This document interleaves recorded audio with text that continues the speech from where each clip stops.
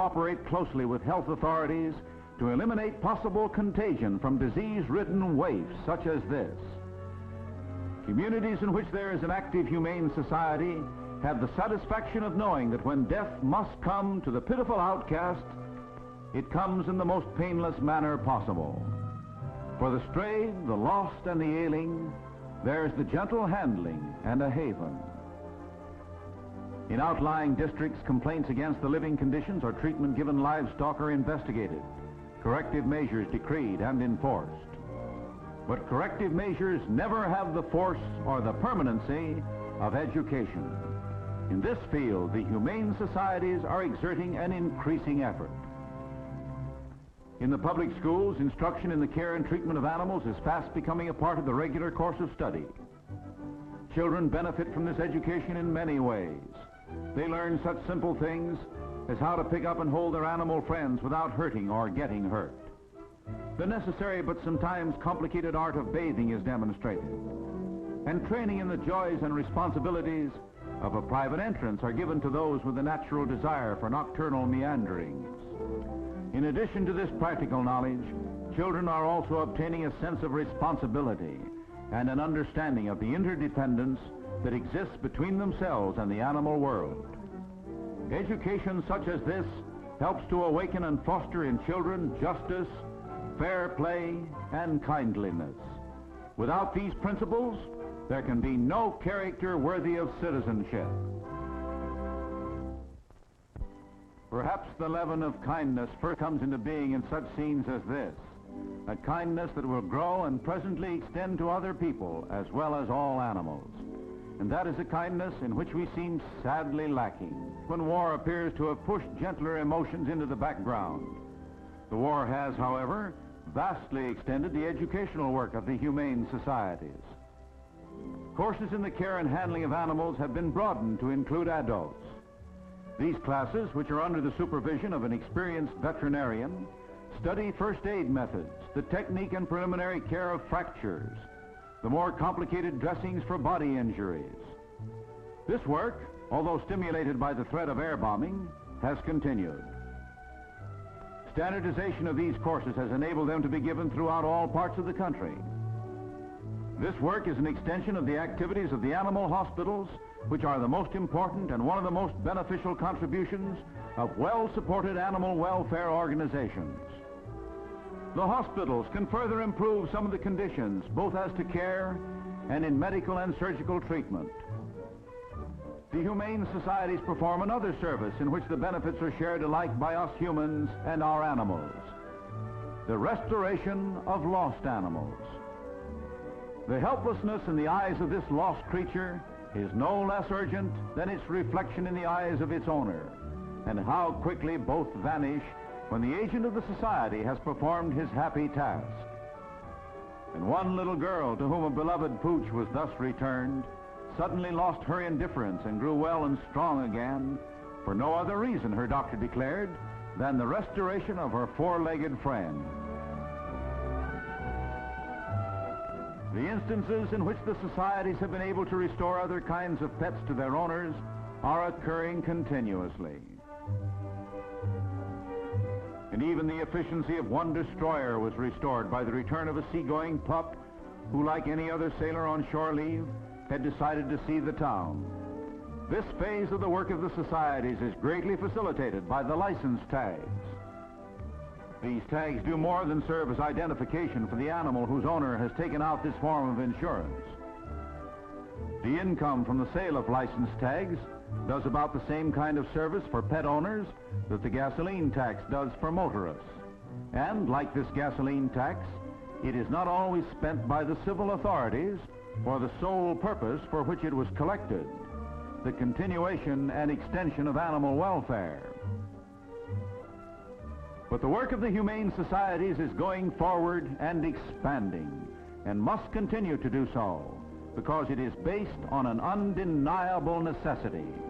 It is the necessity that, as hurried as we are, as preoccupied as our machine age compels us to be, we cannot, for our own sake, ignore our dependence on animals, whether they be the herds on the ranges or the quiet regiments of the great dairy establishments, the undulating flocks, or just plain Fido, whose urgent devotion is a symbol of the willingness of all animals to do the best they can for man.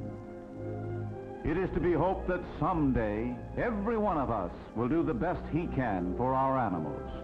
For the present, the animal welfare organizations are utilizing every ounce of public support in their effort to balance the ledger of human indebtedness.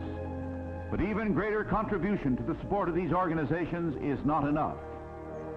Every one of us must find the satisfactory answer to this question: what am I doing in my community today to improve the condition of animals in the service of man?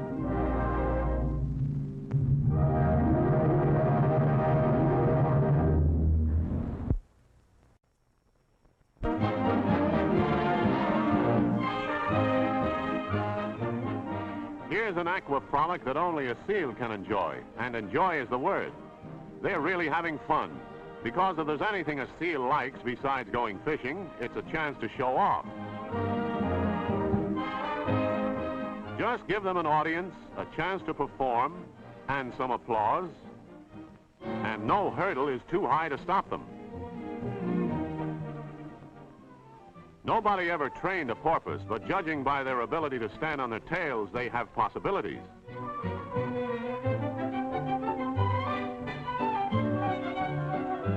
They're friendly, too, and don't even resent people who crowd in among them.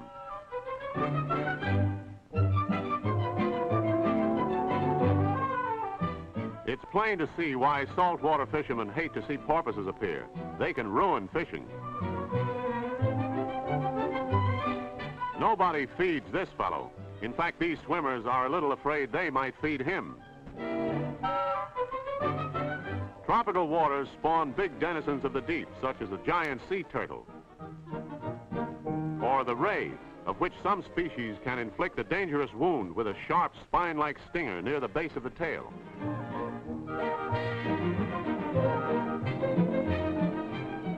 Here's something even fish can't do.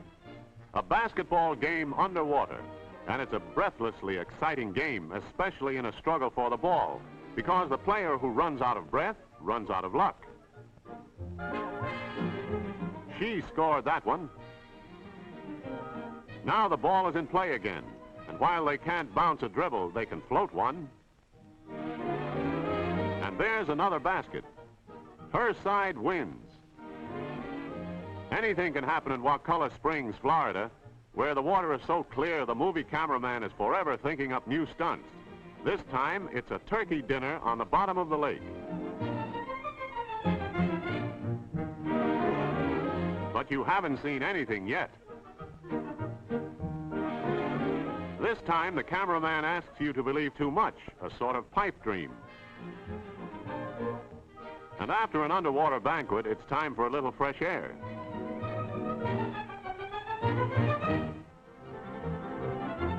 More aqua frolics, and the more the merrier with a fast motorboat, but it's well to know how to swim. Water skis offer a fine means of frolic for the expert, with real speed essential to keep those skimmers on top of the water. Imagine doing this even on snow skis.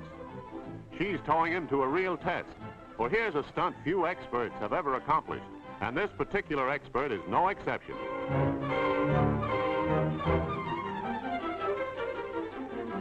But one man's defeat is another man's victory. Watch him. Just to prove it wasn't an accident, he makes it look just like another aqua frolic. The cameraman gets an unusual shot, and here's the result. Just to show what a breaking wave can do to a small boat, over it goes. But here's a boat that can take it, if they can just get past the breakers. This time they fail to make it, and the big surf boat is turned around and driven back to the beach again.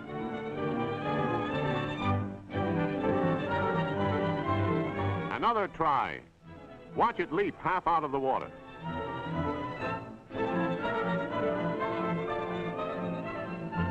They are winning this time, and now in green water they're safe. That's the trick. Just get through the breakers, and there's nothing to it.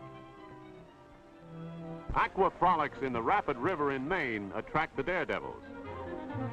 It's a thrilling test of skill in fast water, and it's a master of the sport who gets through some of the rapids without disaster.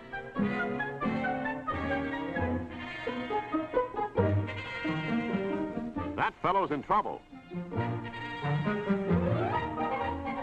There he goes.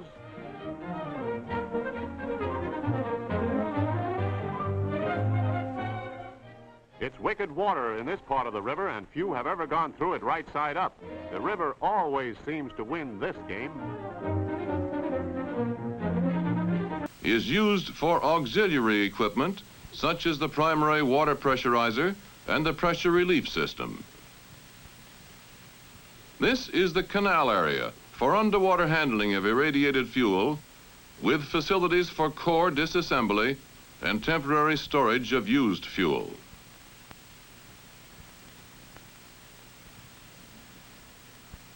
Before the plant could become a reality, most of the problems of materials, sizes, shapes, and workable arrangements had to be solved.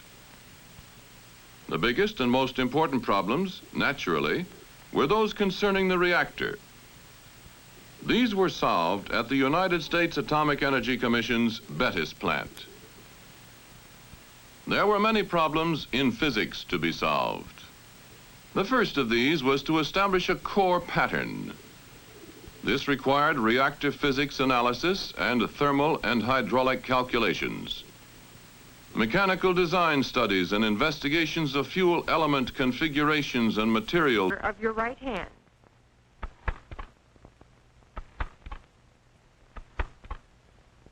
On the electromatic, the tabulator key is on the left. It is only necessary to touch the tabulator key. You need not hold it down until the carriage stops. The carriage return lever is usually at the left. This lever returns the carriage and at the same time operates the line space mechanism so that the paper is set for a new line. On manually operated machines, learn to return the carriage with a quick circular movement of your left hand, avoiding unnecessary effort and lost motion. Learn to judge how hard to hit the carriage return lever so that the carriage returns the whole way without banging against the margin stops. That was not hard enough. That was too hard. That was better. Your hand should drop from the lever when it is about in line with the left frame of the machine and should be back on the keys when the carriage reaches the right stop.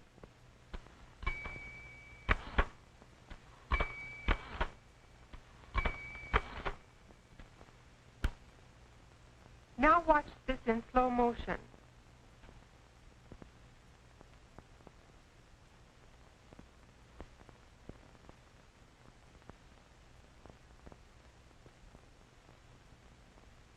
For additional line spaces, after the carriage has returned, strike the carriage return lever as often as required.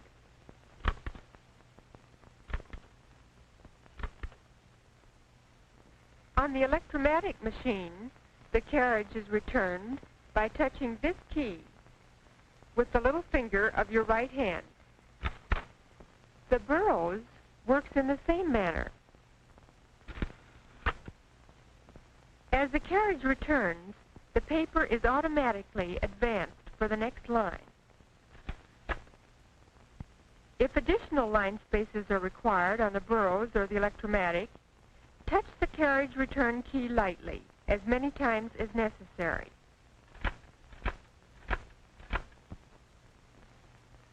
Now let's see about paper insertion. This is the paper table. This is the paper guide. This is the paper bale. And this is the platen. paper guide can be moved to any point on the paper table. Its position in relation to the carriage or line scale is determined from this scale on the paper table. L.C. Smith, Remington, Underwood, and Woodstock machines have similar scales. The paper tables on the Electromatic and Burroughs machines do not have line scales. Therefore, the position of the paper guide is determined by inspection. The paper rests against the paper table and the paper guide as it is fed into the machine.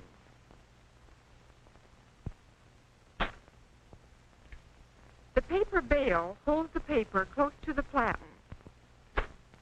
This prevents paper drumming, keeps the paper from flapping, and makes your type impression sharp and even. These rubber rolls should divide your sheet in even thirds. Otherwise, this may happen if you turn your paper back.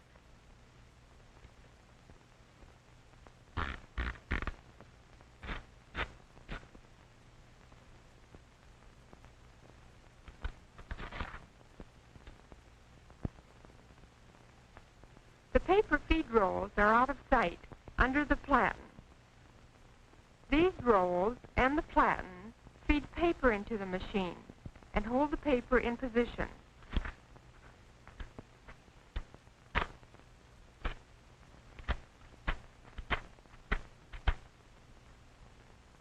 To insert paper rapidly, arrange it so it can be handled easily.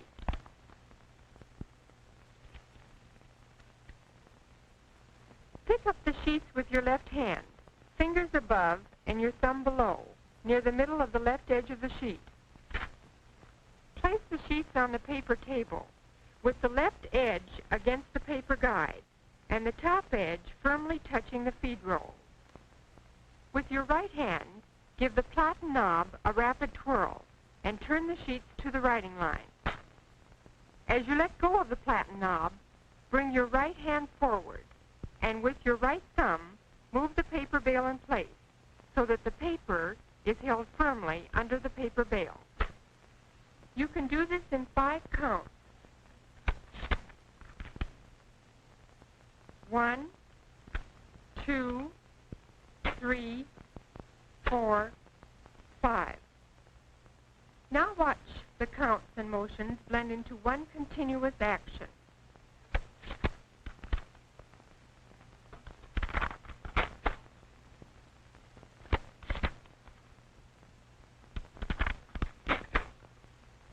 Let's try it on a machine with a different kind of paper bale.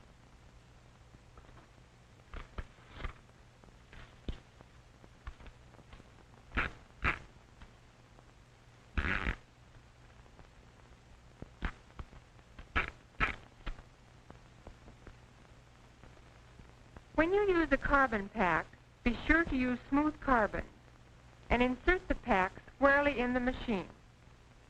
If you don't, this may happen.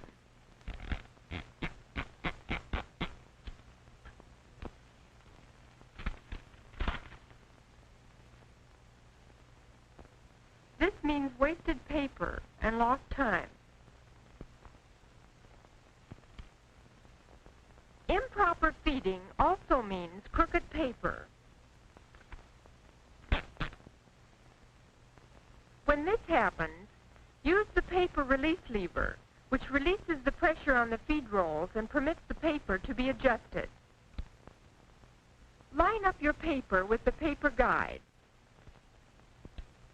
Then turn the paper down and check it with the alignment scale.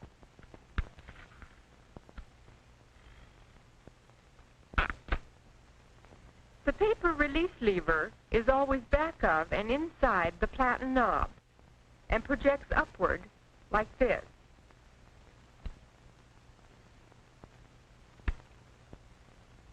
The Electromatic, however, has the release lever at the left.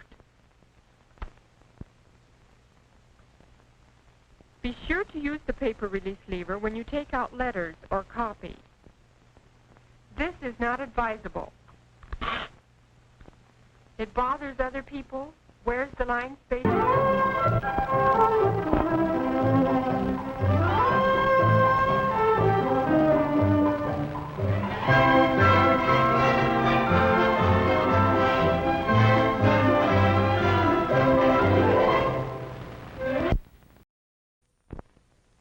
Institutional investors kept.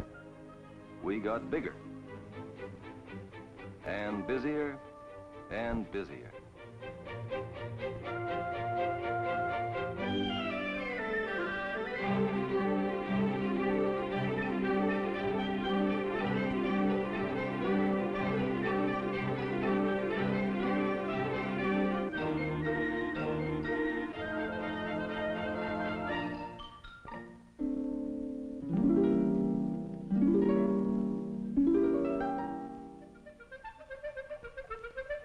Our exchange community has grown since 1792 to more than 1,350, more than 650 member firms, more than 2,500 offices, more than 64,000 people handling the orders that funnel into this central market, where financial institutions direct a great volume of transactions to buy and sell listed securities.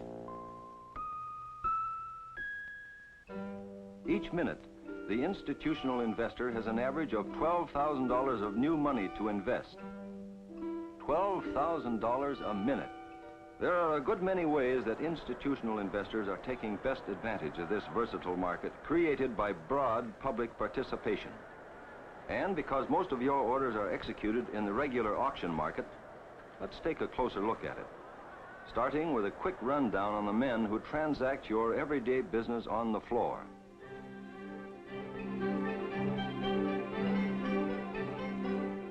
These member floor brokers, for instance, who are usually partners in the member firms, trading for you at the post where the stock you want to buy or sell is assigned. Two or more brokers trading in an issue we call a crowd. The specialist, whom you can pick out because he frequently refers to this book. The reporter, who records transactions reported to him by the seller and sends the stock symbol, size, and price to the ticker. Governors and floor officials who oversee all trading activity. The specialist clerk and the broker's clerk whose telephone links the floor through the order room to the man you know best, your own broker. Because you and he are both professionals, your member broker can help you make the best use of the market in carrying out your investment decisions. Suppose you had an order of moderate size. It could be handled all at once, or in a flow-in, flow-out series of transactions. The auction market is the place for it. Here's what would happen. Your order is relayed to the clerk on the floor,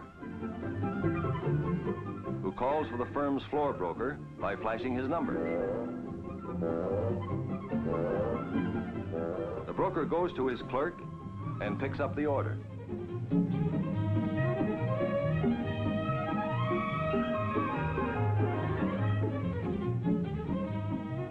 He goes to the post, gets the quote, and joins the crowd. As other brokers bid or offer with him, he states his offer in a loud, clear voice. The sale is made and recorded. There are no written contracts. The broker's word is enough. News of the sale is sped to the ticker, and word is sent to your member broker. He reports to you that your order has been executed. But your broker also knows that your needs may be different, more complex. Possibly the block is a large one, or maybe you want more speed. Your firm's floor broker may decide to enlist the specialist. Each specialist handles an average of 11 stocks. With market activity constantly flowing around him, the specialist performs the first of his two important functions, acting as a broker's broker. When your floor broker cannot immediately complete an order at an acceptable price, he can entrust the order to the specialist, who then becomes a member of your market team, obligated to get you the best price he can. The order is then entered in this confidential book. Here's the way it works. At each price level, he enters in sequence the orders that brokers leave with him. When this order is finally executed, the specialist will cancel the entry and notify the broker. The specialist's work, his records, and his books are continually checked by the exchange. Because he knows his issues, because he knows the market, the specialist is able to perform his second job, helping to keep that market fair and orderly. Though stock prices rise or fall because of supply or demand, it is the specialist's function to keep the spread between bids and offers and price variations between sales as narrow as circumstances will permit. As a result, he's usually buying for his own account when the market is falling or selling when the market is rising. But he may buy or sell only when there is no public order on his book at that price.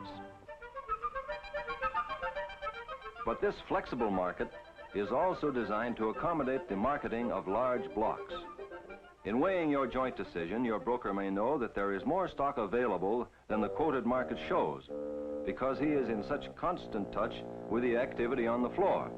But beyond this, he can also help institutional investors buy or sell with 7 special block procedures. The specialist block purchase or sale are procedures you and your broker might be able to use. In the specialist block purchase, the floor broker is responsible for executing your order. Though he transacts it on the exchange floor, it is not a part of the regular auction market. Your broker offers your block to the specialist, who consults his book and makes a net price bid somewhat away from the current auction market. Here, as in all special procedures, exchange approval must be obtained before the transaction can be completed. This can usually be done very quickly.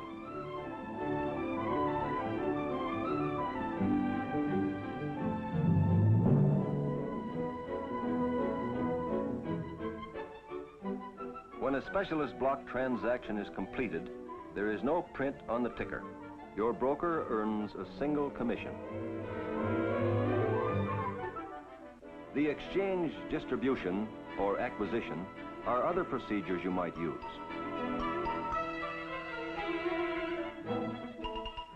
In an exchange distribution, your broker goes to work to round up the buy orders you need.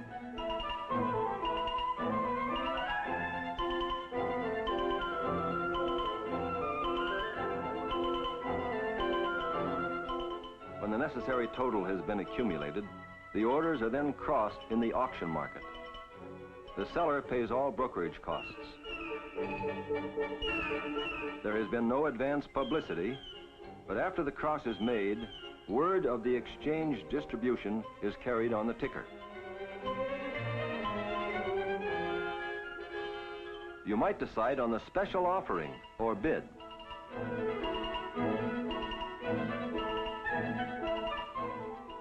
When you use the special offering, your broker sends out notice in advance.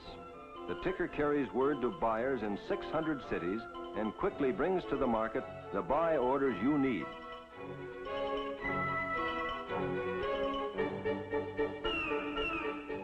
The buyer gets his stock at net price. The seller pays commission to the buyer's broker.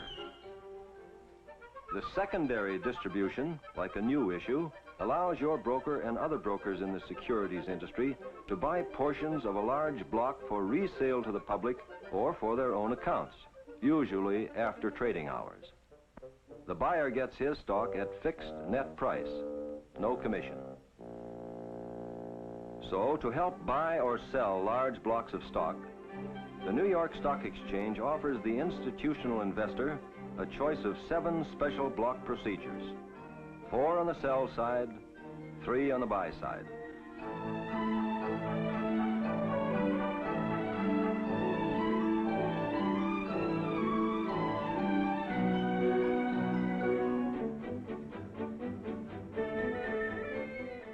Seven special procedures, supplementing the flexible central auction market.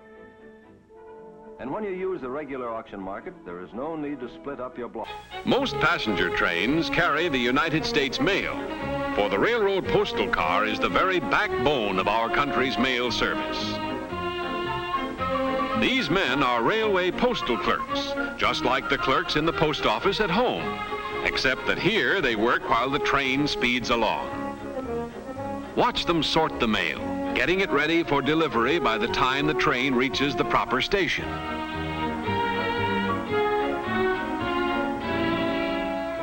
One of the most popular cars on almost any passenger train is the dining car, a real restaurant on wheels. Table for two? Right this way, please.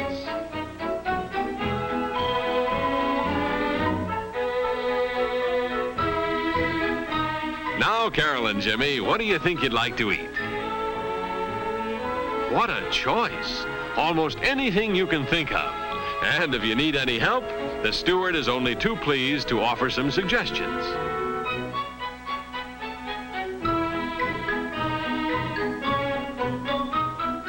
Here's an interesting part of the train most people never get a chance to see: the dining car kitchen. No space is wasted and everything is spick and span. That food really looks good enough to eat, doesn't it?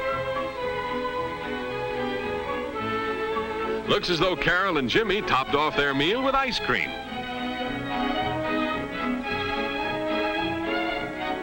What's this? Oh, the check. That's all right, my good man. Keep the change.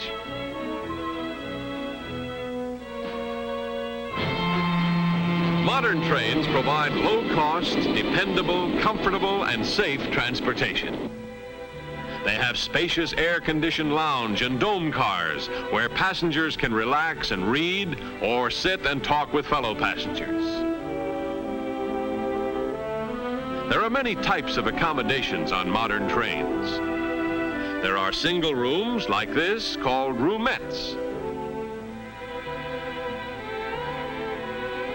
There are bedrooms, compartments, and more spacious drawing rooms, all with the latest conveniences, rooms which make up into sleeping rooms at night.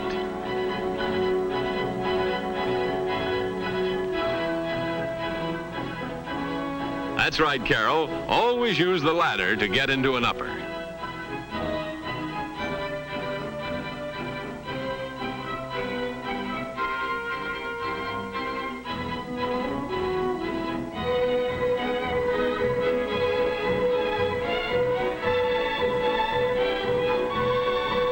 It's getting pretty late, so good night, Jimmy and Carol, and pleasant dreams.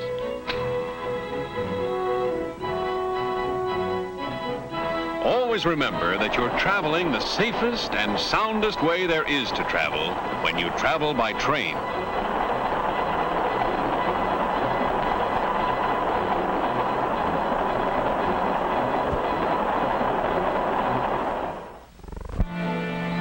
We've been talking mostly about passenger trains. But how many of you know that about half of the trains in the country carry no passengers at all? That's right, they carry freight. Things that are so important in our daily lives. The food we eat. The clothes we wear. The fuel we burn. Almost everything we use depends at some stage on the service of railroads. On the fertile fields of the North and West are grown the millions of bushels of grains which are so much a part of our everyday diets. The railroads move these grains to huge storage elevators or onto the mills. Then later on, when the grains have been ground, the railroads move products, such as flour, to the cities and towns to be baked into the bread which we find every day on the shelves of our neighborhood grocery stores. Moving cattle and sheep from the great ranges of the West is another important railroad job. The cattle are first rounded up. Then they are loaded to special railroad cars to be moved, sometimes long distances, to packing houses where they are dressed. Then the meats are moved again to the meat markets of the country. Eventually, through the help of railroads, we have meat on our dinner tables.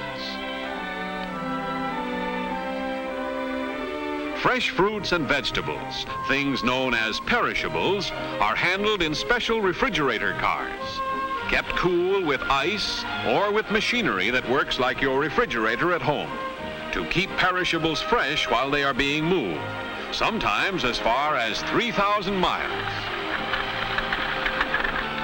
Railroads are depended upon to move the nation's raw materials to factories, which will make them into finished products. Iron ore, scooped from the mines of Alabama and the great ranges of Minnesota, are moved to the nation's blast furnaces to be made into iron and steel. The railroads also buy millions of tons of finished iron and steel every year for their cars and locomotives, tracks and bridges.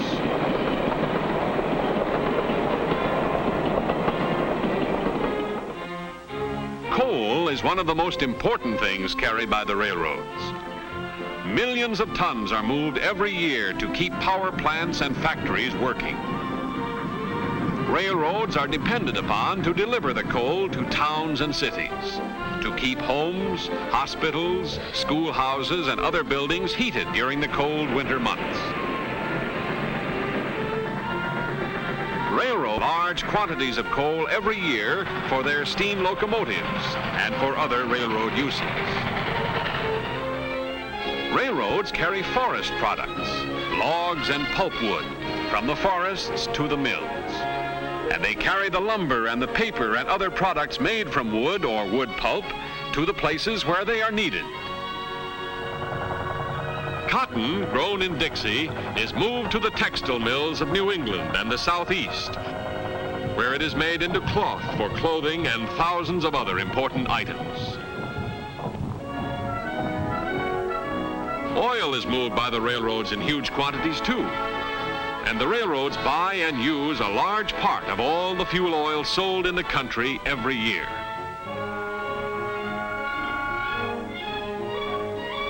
Railroad tracks go right down to the docks of the nation's seaports, so that freight cars deliver the products of farms, forests, mines, and mills to the ships that will sail with them to the far corners of the world. And so that things from other countries can be loaded directly into railroad cars for delivery all over America. When you stop to think about it, you realize what a great big job the railroads are always doing, and why they are the nation's most important form of transportation. Always on the move, day and night, delivering all the many things that America needs to keep warm, well-fed, and properly clothed. And here is something that many of you may not have realized before about the railroads of America. And that is that they pay enough in school taxes alone to provide an education for hundreds of thousands of school children every year.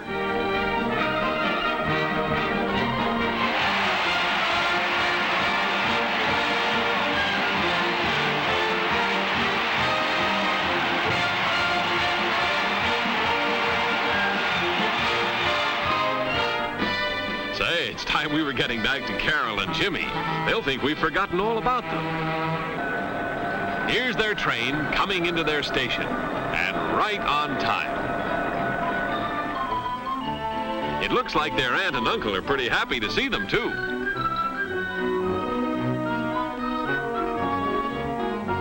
Well, the train is ready to start moving again. There she goes, pulling out of the station, gathering speed, carrying other passengers, mail, express, and baggage to other stations. We certainly hope you've had a nice time coming along on this trip with us, and that you've learned something about railroads that perhaps you didn't know before. We hope each and every one of you will be able to take a trip on a train very soon. Perhaps you'll want to visit a big city.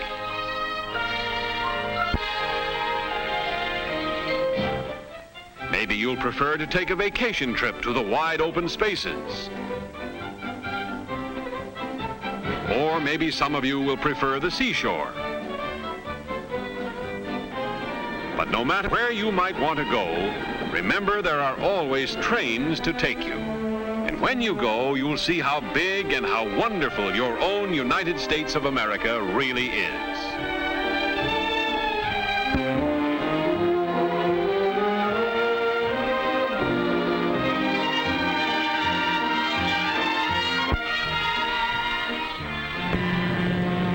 Railroads are an important part of America. They play an important part in our daily lives, carrying millions of tons of freight and millions of people every day of the year. That's one of the wonderful things about this country of ours. Here, people can go where they want to go, when they want to go.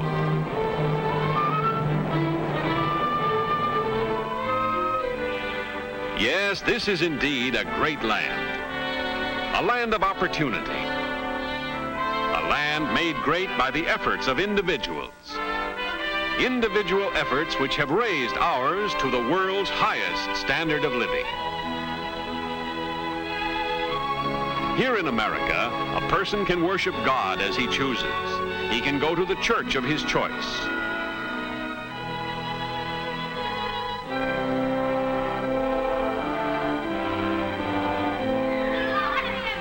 This is a land where a person can go to school and be educated to the extent of his ability and desire.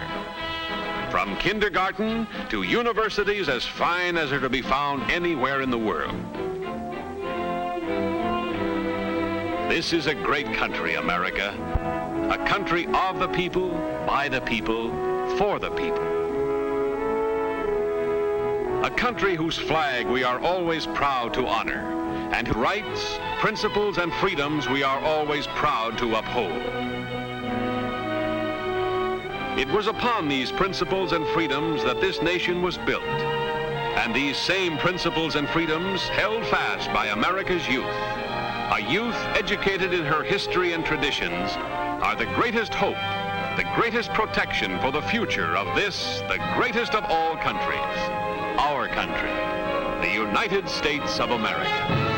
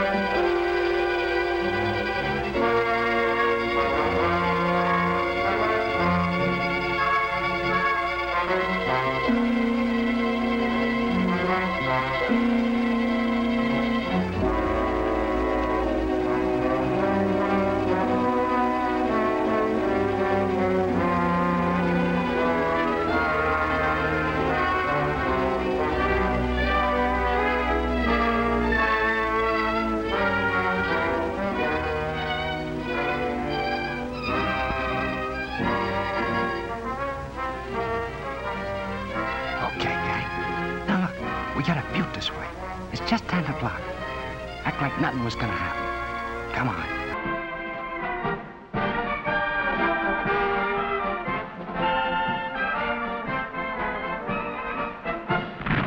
Año 1941. 22 de junio. En la vida de nuestro pueblo llegó una época dolorosa y amarga, y al mismo tiempo plena de fe sublime y heroísmo jamás visto. Comenzó la Gran Guerra Patria.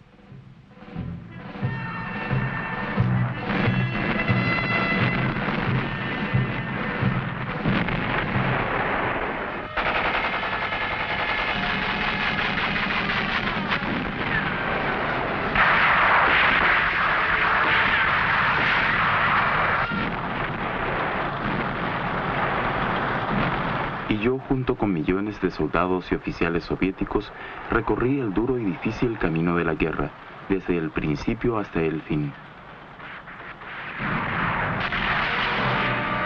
Hasta el último día estuvimos dando sepultura a caídos compañeros nuestros. En todo el trayecto veíamos huellas de las atrocidades fascistas.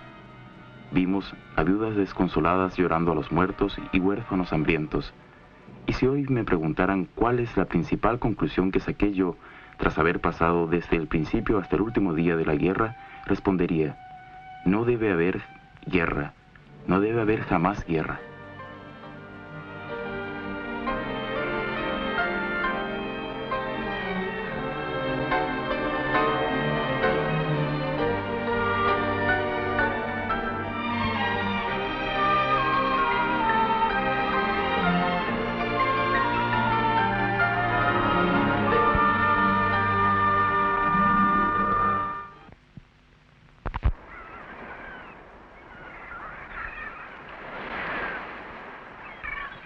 En la guerra no hice apuntes, pero los 1418 días y noches de fuego se me grabaron en la memoria. Hubo episodios, encuentros y batallas. Hubo momentos que, como sucede a todos los veteranos, jamás se olvidan. Hoy quiero hablar de un sector del frente relativamente pequeño, al que los soldados y marinos llamaban Pequeña Tierra.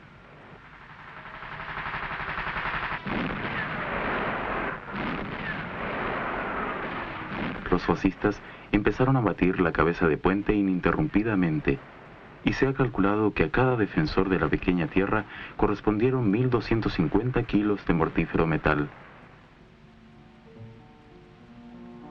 Quiero marchar al combate siendo comunista. Estas palabras se hicieron legendarias nada menos que antes de cada batalla, y con mayor frecuencia cuanto más duros eran los combates. ¿Qué ventajas podía obtener del partido un hombre? ¿Qué derechos podía proporcionarle el partido en la víspera de una mortal contienda? Solamente un privilegio, solamente un derecho, solamente una obligación: ser el primero en alzarse al ataque, ser el primero en lanzarse al encuentro del fuego.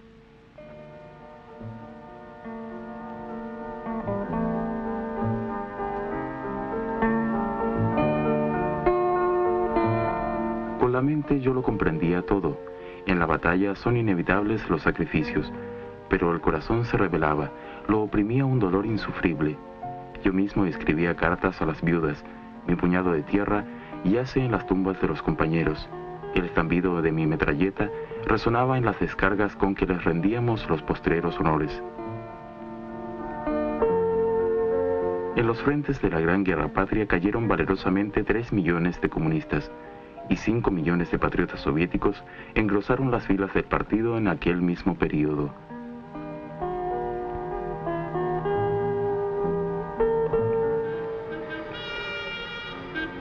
Hijos fieles del partido, en cuyo nombre llamaban a los combatientes a entablar combate a muerte.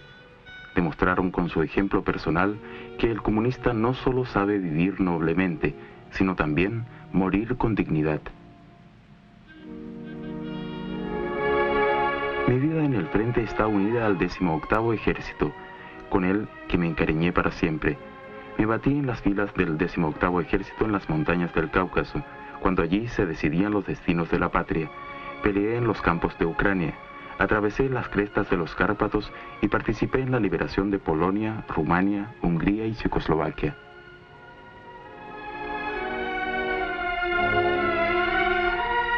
Tampoco olvidaré el magno acto del triunfo, el desfile de la victoria en la Plaza Roja.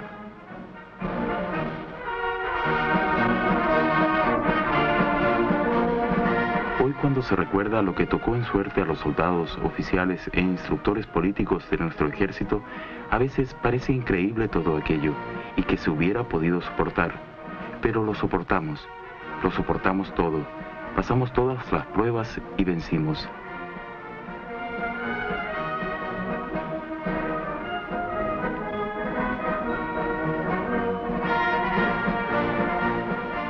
Después de la Gran Guerra Patria no fui desmovilizado de inmediato. Era el caluroso verano de 1946. La hierba había crecido entre la chatarra y los escombros. A lo lejos se oía el aullido de perros sin amo. Todo era ruinas alrededor, y en las ramas de los árboles carbonizados pendían negros nidos de cuervos.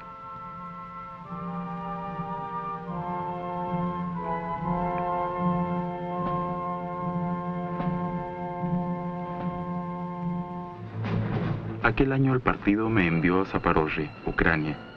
Se me confió un sector importante del resurgimiento postbélico. No existían manuales que enseñaran cómo levantar de las ruinas las construcciones incendiadas, destrozadas y voladas.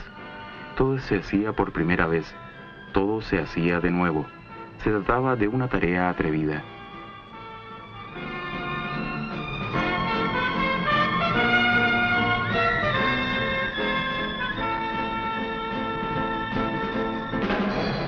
El Comité Regional del partido se proponía que aquella masa humana se convirtiera en una colectividad, que en esa colectividad se forjaran guías, personas que descollaran por su trabajo.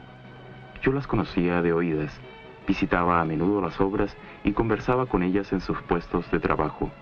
En esta situación, lo mismo que en la trinchera del frente, es cuando mejor se conoce a la persona. Llegó el momento en que empezamos a contar no por años, sino por meses y hasta por días. Comprendía perfectamente que esta tarea era importante tanto en el sentido económico como político. El 28 de septiembre celebramos el mitin de inauguración.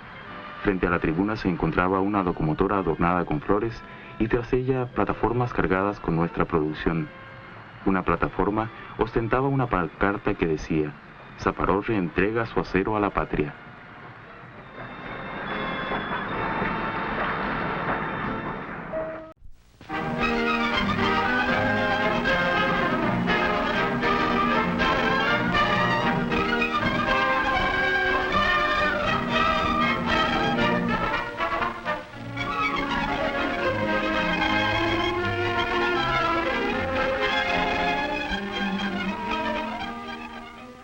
However, your committee will continue to investigate and hopes to present a definite recommendation at next month's meeting of the Civic Association.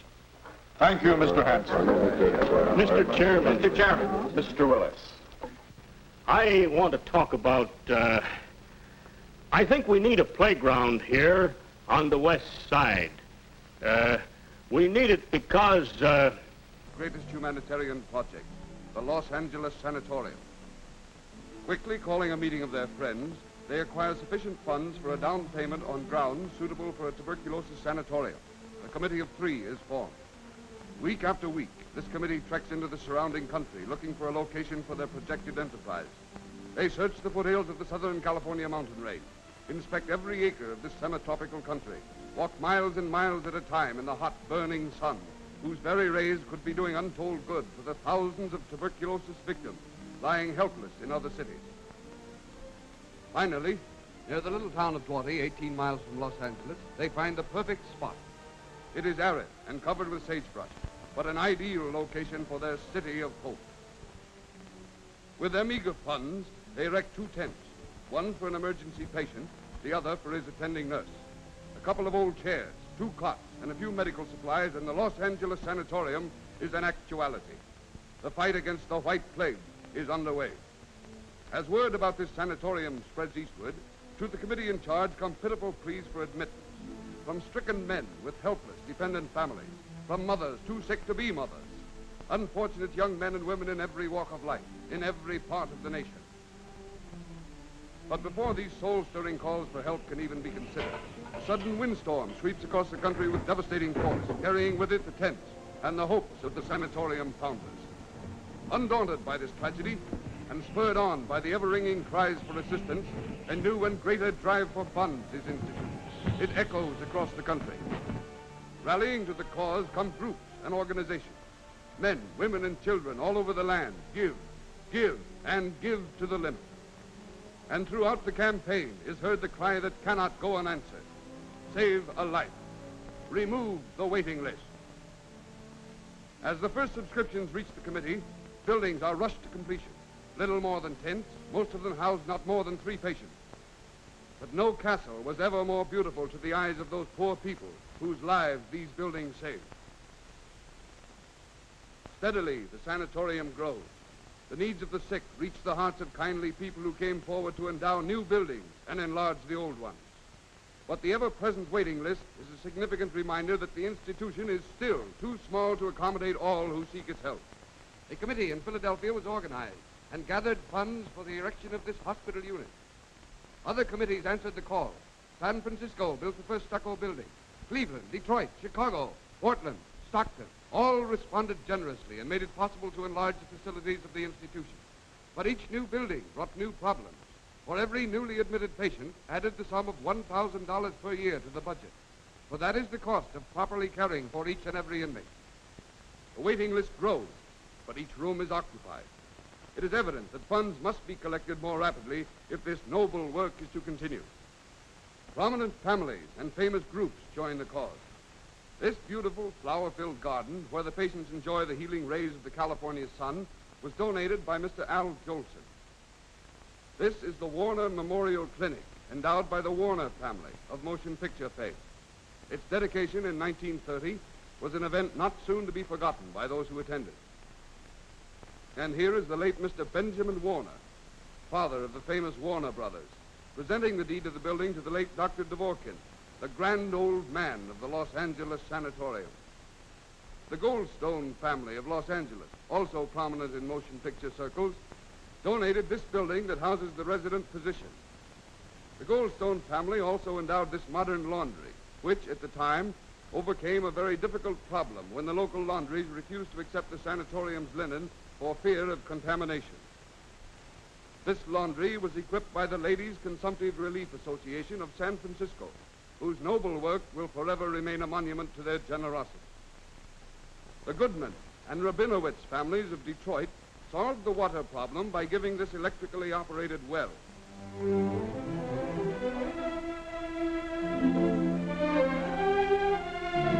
Let's follow the camera through the beautiful sanatorium grounds as they appear today. Each of these buildings is filled to capacity with men and women who, sick of body but with undaunted faith, offer daily prayers for the health of those who gave their all to build this wonderful institution, and to those who are still giving their all to keep it open. Yet, despite the sanatorium's 235 inmates, there are still hundreds of sick, plague-stricken people clamoring for admittance, waiting for the word that means their life, waiting for the letter that says, "Come, we have a bed for you." Or that these buildings were twice as large. Every single one of these buildings is a donation from some worthy family or organization. They will be doing untold good for some poor people long after those who built them have gone from this world. This large recreation hall where the ambulant patients, that is, the patients who are well enough to get around, enjoy motion pictures and other get-togethers. This scene was taken during the Jubilee, celebrating the 20th anniversary of the foundation of the sanatorium in 1933. The library is another of the many fine gifts. It was presented by the International Ladies Garment Workers Union to honor the memory of their former presidents, Benjamin Schlesinger and Morris Sigmund. This utility building was the contribution of another fine labor organization, the Amalgamated Clothing Workers of America. This is the spacious dining room in which the ambulant patients receive their meals. In this kitchen, the food is cooked with the utmost care by the finest chefs. The patients not well enough to walk to the dining room are served in their rooms. Each has a choice of 3 menus from which they can select the food that is most appealing to their taste. These meals are delivered on portable kitchens to the various buildings where it is kept warm until mealtime. Nothing is overlooked to make these sick people as happy as possible. Adjoining the sanatorium grounds is a large ranch, another valuable gift to the institution. Here are raised the finest cows. The milk they give is bottled by machinery at this ranch. Each patient receives an individual bottle of milk, free from the touch of hands.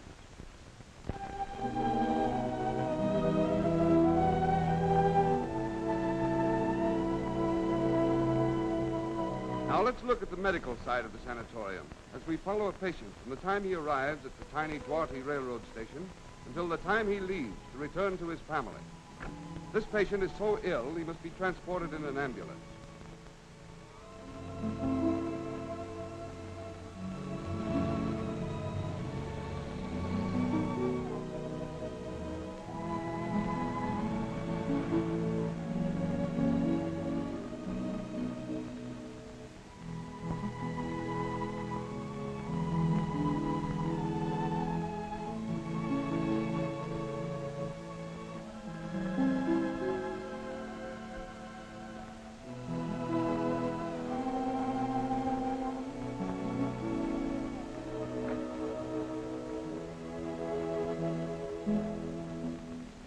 Immediately put to bed.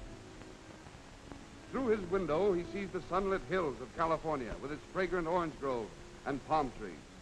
Immediately, he is inspired with a new fighting spirit. For here, at last, is his city of hope.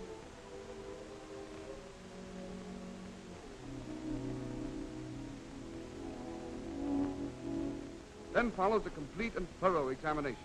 Capable, expert doctors, specialists in tuberculosis, commence the treatment that will rid his body of the germs that have made him an invalid.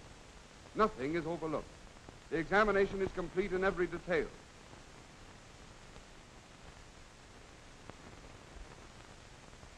Any eye deficiency gets as much attention as any other illness he might have other than tuberculosis. A resident dentist takes care of the patient's teeth to ensure his complete health. One thing is positive. When this patient leaves the sanatorium, he will be ready to resume his profession as a normal, healthy citizen. This scene shows the doctor taking a blood count, which determines the extent of the infection as shown in the blood stream. By this method, the medical staff discovers many important things on which is based the treatment of the disease as it affects varied individuals. Another important step in the examination is the basal metabolism test, which shows the ability of the body tissues to rebuild themselves. The most vital tests, of course, are made with the X-ray and fluoroscope machine.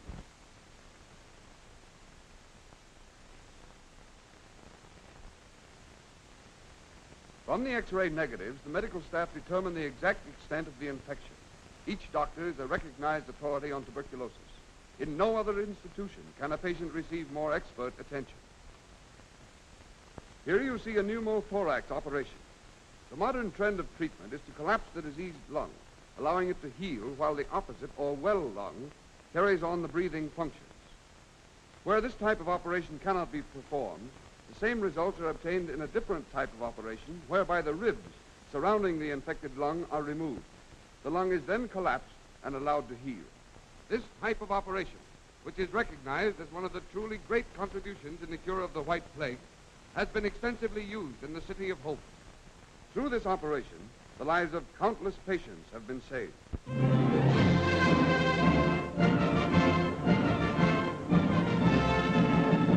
Yes, a dream comes true. Through the untiring efforts of the many workers and friends of the Los Angeles Sanatorium and Ex-Patients Home, our new hospital building has reached completion. And on July 17, 1938, as one of the highlights of the Silver Jubilee Convention, this building, another weapon in the never-ceasing battle against the White Plague, is dedicated in the presence of the numerous delegates to the Silver Jubilee Convention by the officers of the International Ladies Garment Workers Union as a lasting memorial to the late Morris Hillquit. Ladies and gentlemen, this dedication is more than a ritual. It is the beautiful blossoming of a seed planted in the breast of mankind and nurtured by one of the nation's most humanitarian causes. Another feature of this convention is the announcement that 3 new buildings are to be erected. Here we see Mrs. Rosa Warner Charnas turning the first shovelful of earth on the site of the building sponsored by the Milk and Egg League of New York, in the presence of a delegation from that organization. And now we see another shovelful of earth turned by Mrs. Hannah Golden, president of the New York chapter, marking the site upon which their new building will be erected.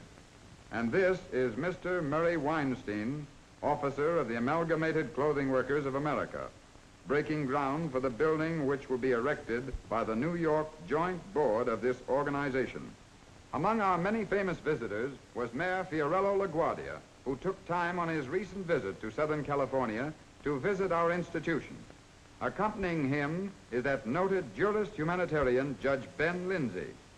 These gentlemen were both overwhelmed by the beauty of the place and impressed with the fine services we are rendering. Here we see Mr. Samuel H. Galter, Executive Director of the Sanatorium, showing our library to Mayor LaGuardia. At this 25th anniversary gathering, old friends rededicate themselves and many new workers are added to the ranks. Thus, this great battle against one of mankind's most terrible enemies, tuberculosis, goes ceaselessly on, and hope grows that health may be restored to many through the loyal and unfailing devotion of those interested in the furtherance of the Los Angeles Sanatorium and Ex-Patients Home. The new unit just completed, in addition to its numerous necessary facilities, contains 32 rooms, each accommodating 2 beds. thus enabling the housing of 64 new patients. But before this building can be occupied, it must be equipped and furnished. And it's up to you and you and you to help us in our constant battle against the ever-increasing waiting list, which we hope to abolish, and to again make an investment in the greatest project in the world, human rehabilitation.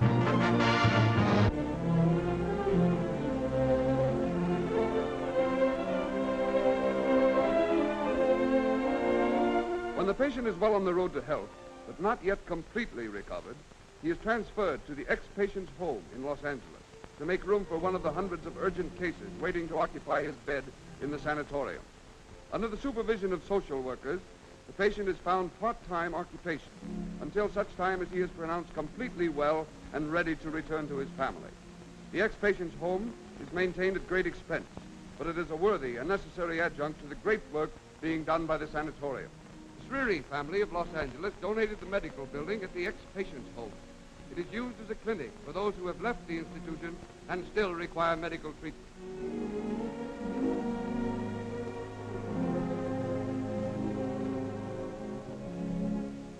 Near the ex-patient's home is this children's clinic, a new but vital addition to the sanatorium's fight against the white plague. In this clinic, the children of tuberculosis sufferers receive periodical examinations.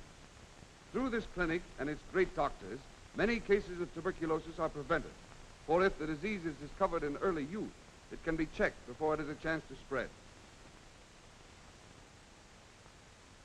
And so the great work of the Los Angeles Sanatorium goes ceaselessly on, yet day after day come pleading cries from hundreds of suffering people who can look to no other place for help. These poor victims of the white plague cannot be denied the life-saving efforts of the sanatorium. The undying spirit of those who built this great humanitarian institution from 2 small tents in a field of sagebrush to its present importance will continue to support it to the fullest extent of their charity. The waiting list will, with your help, be eliminated. Husbands will be returned to their wives. Mothers will be returned to their children. Join us in this great work. Rally to the fight against tuberculosis, the common enemy of mankind. Help save a life.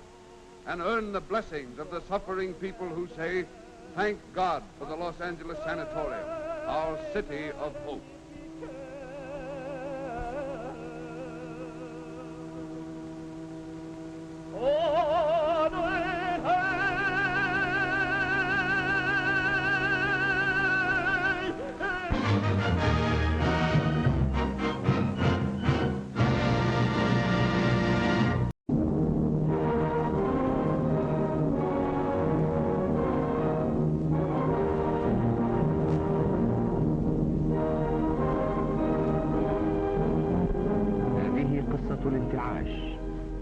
قصة إحدى صناعات الشرق الأوسط، قصة منعشة كماء البحر الأزرق في يوم صيف قائض، وهي مع ذلك قصة الناس في كل الأعمار، قصتهم عند اللهو واللعب، قصة الشباب الممتلئ نشاطا وحيوية الذين يقبلون على رياضتهم السريعة المتحركة جادين، قصة الصغار السعداء المنطلقين.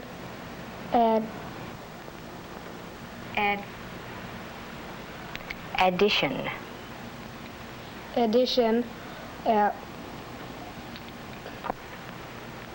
Point C, a bridge. 1/8 mile long, must be built over a ravine.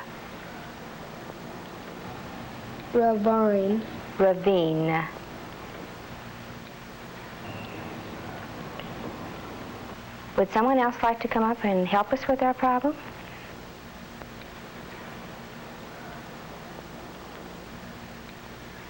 A teacher with 45 youngsters to handle just isn't able to spend enough time on a 5th grade boy who can't read. In addition, at point C, a bridge 1/8 of a mile long must be built over a ravine.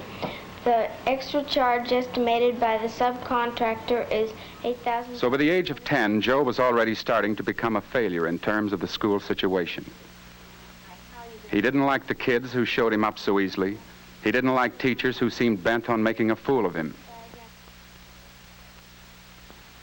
Not all his classmates were bright, but if they could read, they could get along. Many of them needed more help than they could get in the overcrowded classroom.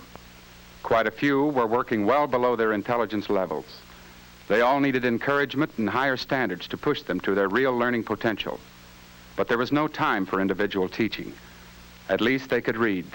They had the key to the door of learning. But children like Joe just floundered in a sea of dancing letters that wouldn't shape themselves into words and sentences. If Joe had lived in another city, he might have found his way into a remedial reading class like this one. For many children have trouble translating the written word into sound and meaning. Today, most schools provide special help for such children. Most of us caught the knack of learning to read early and easily. We never think of reading as a complicated function of eye, ear, speech organs, brain, memory, and motivation. But for those who have trouble in any one of these areas, learning to read is a formidable process, a bitter, painful struggle. There must be some word wrong. What word is this? 4. It was late. 4. It was late. 4 starts with an F, doesn't it, Jim? This starts with a W-H. Like why or when. It was late. When? All right. When poor readers are helped, they not only improve in all their other subjects, but their attitude toward school and often to life is greatly changed. The ability to read is a source of inner strength, a power that no one can take away. Is long. Did you just know it, or did you figure it out? Well, no, not exactly, but you can tell the A is long because the E on the end.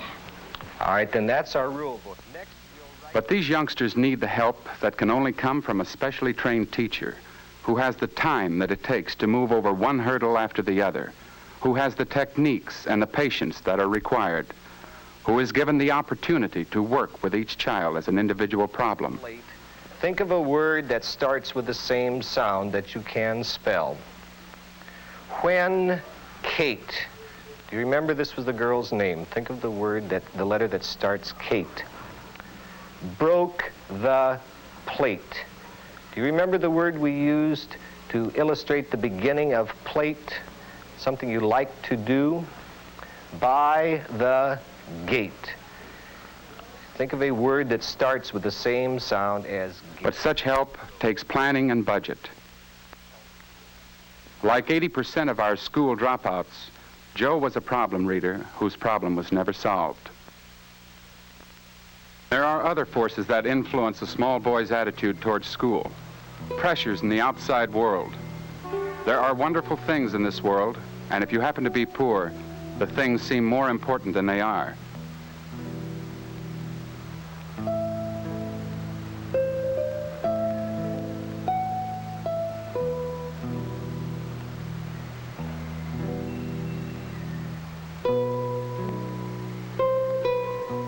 A small boy is not unaware of our pressures to have, to get, to own things.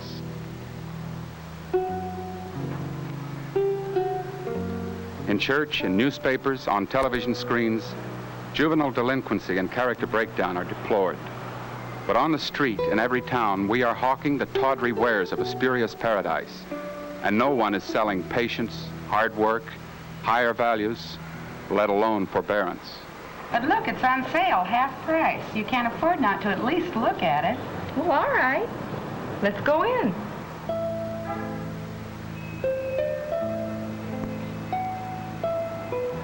The Joes are affected more strongly than other children by such pressures because they are the have-nots, and their hungers are consequently sharper.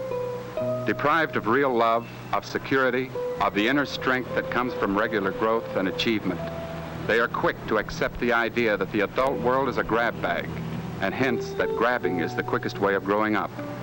Boy, that Sebastian's got it made. Take a look at this car. I wonder what this